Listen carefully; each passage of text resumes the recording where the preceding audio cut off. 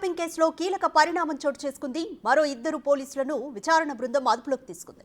వారిలో task force మాజీ OSD రాధాకృష్ణన్తో పాటు ఇన్స్పెక్టర్ గట్టుమల్లును బంజారాహిల్స్ పోలీసులు అదుపులోకి తీసుకున్నారు. వారిద్దరిని పోలీసులు ప్రశ్నిస్తున్నారు. ప్రణీత్ రావుతో సంబంధాలపై దర్యాప్తు బృందం ఆరా తీస్తోంది.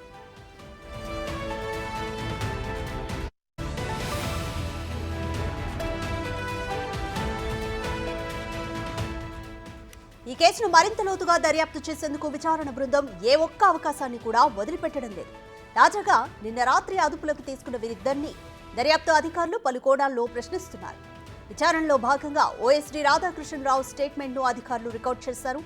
విచారణ బృందం అదుపులో ఉన్న మరో అధికారి గట్టుమల్లు టాస్క్ ఫోర్స్లో సిఐగా పనిచేశారు.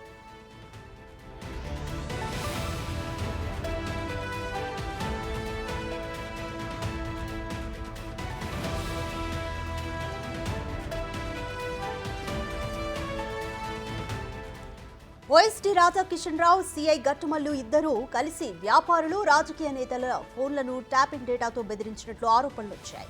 ఈ బెదిరింపుల విషయమై దర్యాప్తు బృందానికి ఇప్పటికే పలు ఫిర్యాదులు కూడా అందాయి.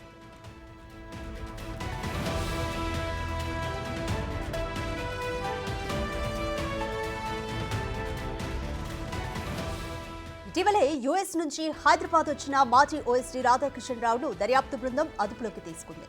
ఫోన్ ట్యాపింగ్ కేసులో ప్రధాన నిందితుడైన మాజీ డీఎస్పీ ప్రణీత్ రావుతో మాజీ ఓఎస్డీ రాధాకృష్ణరావుకున్న సంబంధాలపై దర్యాప్తు బృందం కూపీలాగుతోంది.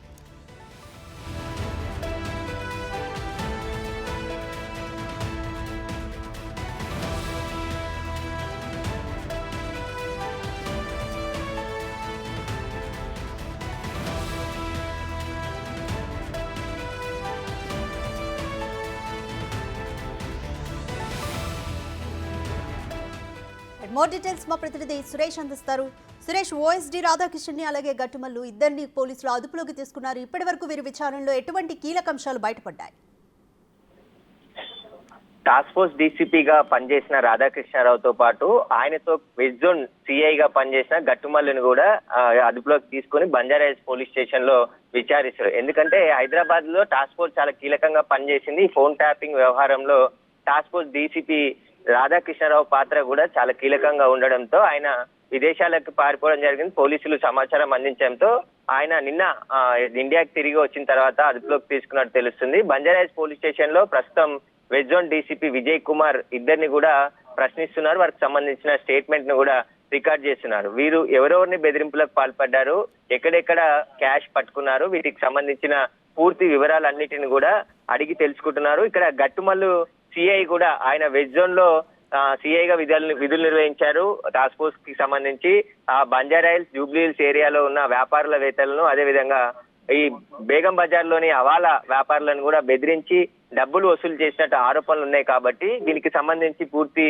వివరాలు అడిగి తెలుసుకుంటున్నారు. ఈ ఫోన్ ట్యాపింగ్ వ్యవహారంలో రాధాకృష్ణరావు పూర్తిగా ఆపరేషన్ చేసినట్టు తెలుస్తుంది. ఎందుకంటే ప్రణీత్ రావు టీం అంతా కూడా ఫోన్లు రికార్డ్ చేసి ఎవరెవరితో ఎవరు మాట్లాడుతున్నారనే వివరాలు ప్రభాకర్ రావుకు అందిస్తే ప్రభాకర్ రావు రాధాకృష్ణతోని పూర్తిగా ఫీల్డ్ లెవెల్లో ఆ టాస్క్ ఫోర్స్ టీమ్ ని ఉపయోగించుకొని ఈ దాడులన్నీ చేసినట్టు గుర్తించారు. కాబట్టి ఎంత మందిని బెదిరించారు, ఎవరెవరి ఫోన్ కాల్స్ ప్రభాకర్ రావు రాధాకృష్ణరావుకి అందించాడు, వీళ్ళు ఎవరిపైన ఆపరేషన్ చేశారు, దాడులు చేశారు, వీటన్నిటికి సంబంధించి రాధాకృష్ణరావుని విచారిస్తున్నారు. ప్రస్తుతం బంజారాహిల్స్ పోలీస్ స్టేషన్ లోనే ఇద్దరిని అదుపులోకి తీసుకొని అక్కడే విచారిస్తున్నారు. వీరికి సంబంధించిన పూర్తి వివరాలన్నిటిని కూడా రాబడుతున్నారు. దర్యాప్తు బృందంలో నలుగురు అధికారులు కూడా, ఇంటెలిజెన్స్ అధికారులతో పాటు సైబర్ సెక్యూరిటీ బ్యూరో అధికారులు కూడా ఉన్నారు. వీరికి సంబంధించిన టెక్నికల్ గా కూడా అన్ని విషయాలు తెలుసుకుంటున్నారు. ఎందుకంటే సాఫ్ట్వేర్ కొనుగోలు చేసిన దాంట్లో రాధాకృష్ణ పాత్ర ఎంతవరకు ఉంది, ఈయన ఫోన్ ట్యాపింగ్ వ్యవహారంలో ఓన్లీ ఆపరేషన్లకే పరిమితం అయ్యాడా, లేదంటే ఇంకా ఎస్ఐబితో ఇంక్లూడ్ అయ్యి అక్కడ ప్రభాకర్ రావుకి రాధాకృష్ణరావుకి గల సంబంధాలపై పూర్తి ఆరా తీస్తున్నారు. వీరికి సంబంధించిన సెల్ ఫోన్లను కూడా స్వాధీనం చేసుకున్నారు. రైట్ సురేష్, వ్యాపారుల బిల్డర్లపై బెదిరింపులకు కూడా పాల్పడ్డారు. అయితే ఇప్పుడే వీటికి సంబంధించి బెదిరింపులకు సంబంధించి ఫిర్యాదులు కూడా అందుతున్నాయి. ఇప్పటి వరకు పోలీసులకు ఎటువంటి ఫిర్యాదులు వస్తాయి? ఇప్పటి వరకు రాజకీయ నాయకులు మాత్రమే ముగ్గురు ఫిర్యాదు చేశారు డీజీపీకి. దీంట్లో రఘునందన్ రావు చాలా కీలకమైన కామెంట్స్ నిన్న చేయడం జరిగింది. కొంతమంది రియల్ ఎస్టేట్ వ్యాపారులని టార్గెట్ గా చేసుకొని వాళ్ళ సెల్ ఫోన్స్ రికార్డ్ చేసి తిరిగి వారికే పంపించి వారి ఇంట్లో ఉన్న రైడ్స్ చేశారు. అది టాస్క్ ఫోర్స్ టీమే సోదాలు చేసి భారీ మొత్తంలో నగదును సీజ్ చేశారు. కానీ ఆ నగదుకు సంబంధించిన వివరాలు ఎక్కడ వెల్లడించలేదు.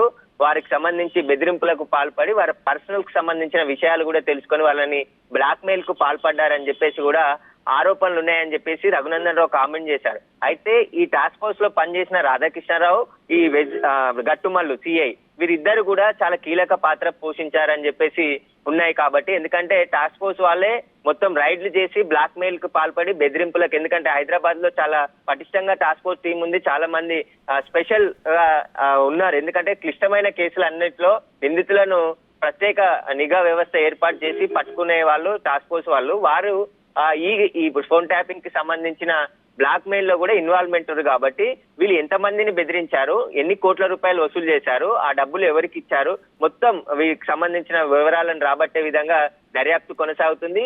ఈ రోజు పూర్తిగా వారికి సంబంధించిన పూర్తి వివరాలు స్టేట్మెంట్ ను కూడా రికార్డింగ్ చేస్తున్నారు. కాబట్టి వీళ్ళు ఇచ్చే ఆధారాలతోని మరికొందరిని కూడా అరెస్ట్ చేసే అవకాశం ఉంటుంది. కాబట్టి దీనికి సంబంధించి ఇప్పుడైతే ఇద్దరిని అదుపులోకి తీసుకొని ప్రశ్నిస్తున్నారు.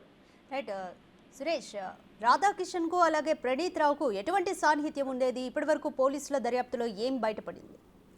ఖచ్చితంగా వాళ్ళు ఒకే సామాజిక వర్గానికి చెందిన వారు. వారితో పాటే ఇంక్లూడ్ అయ్యి ఇదంతా వ్యవస్థ నడిపి కొంతమంది ప్రభాకర్ రావే నెంబర్లు తీసుకొని ప్రణీత్ రావుకి ఇచ్చారు. కానీ ఇక్కడ రాధాకృష్ణరావు కూడా కొంతమంది ఫోన్ నెంబర్లు తీసుకొని ప్రణీత్ రావుకి ఈ నెంబర్లను ట్యాపింగ్ చేసి మాకు వివరాలు అందించాలని చెప్పేసి కూడా ఆయన కొన్ని నెంబర్లు ఇచ్చి వాళ్ళ పర్సనల్ పనులు కూడా చేసుకున్నట్టు ఆరోపణలు ఉన్నాయి. కాబట్టి కొంతమందిని వ్యక్తిగతంగా బెదిరింపులకు పాల్పడి డబ్బులు వసూలు చేశారని చెప్తున్నారు. ఇప్పుడు ప్రణీత్ రావుకి సంబంధించి రాధాకృష్ణరావు ఇద్దరికి సంబంధించిన కాల్ డీటెయిల్స్, వాట్సాప్ చాటింగ్స్ ఏమైనా ఉన్నాయనే దానిపైన రీట్రైవ్ చేసే అవకాశం ఉంది. రాధాకృష్ణరావు సెల్ ఫోన్, అదేవిధంగా గట్టుమల్లి సెల్ ఫోన్ కూడా స్వాధీనం చేసుకొని వారి సెల్ ఫోన్లకు సంబంధించిన పూర్తి ఆధారాలను కూడా రాబట్టే పనిలో దర్యాప్తు బృందం ఉంది. దీనికి సంబంధించి ఫోరెన్సిక్ నిపుణుల సహాయం కూడా దర్యాప్తు బృందం తీసుకుంటుంది. ఎందుకంటే ఇందులో ఎవిడెన్స్ చాలా కీలకం. కాబట్టి ఏ ఒక్క ఛాన్స్ ని కూడా వదిలిపెట్టకుండా దర్యాప్తు బృందం అన్ని కోణాల్లో దర్యాప్తు చేస్తుంది. ఇప్పుడు వీళ్ళిద్దరిని అదుపులోకి తీసుకున్నారు. కాబట్టి విచారణ అనంతరం అరెస్ట్ చేశారా, లేదంటే వీరికి సంబంధించిన ఇంకా 2 రోజుల పాటు విచారించిన తర్వాత అరెస్ట్ చేశారా అనేది కూడా స్పష్టత లేదు. కానీ ఇప్పుడైతే ప్రస్తుతం రాధాకృష్ణరావుతో పాటు గట్టుమల్లు కూడా ప్రస్తుతానికి బంజారాహిల్స్ పోలీస్ స్టేషన్ లోనే ఉన్నారు. వారికి సంబంధించిన స్టేట్మెంట్ ని రికార్డ్ చేస్తున్నారు పోలీసులు. Thank you Suresh.